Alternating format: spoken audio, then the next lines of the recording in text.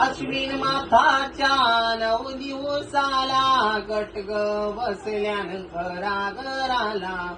9 दिवस ग आई बैसली सिंहासनाला ग आई माझी एकवीरा माऊली ग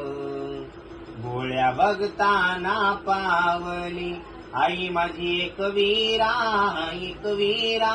एकवीरा माऊली गो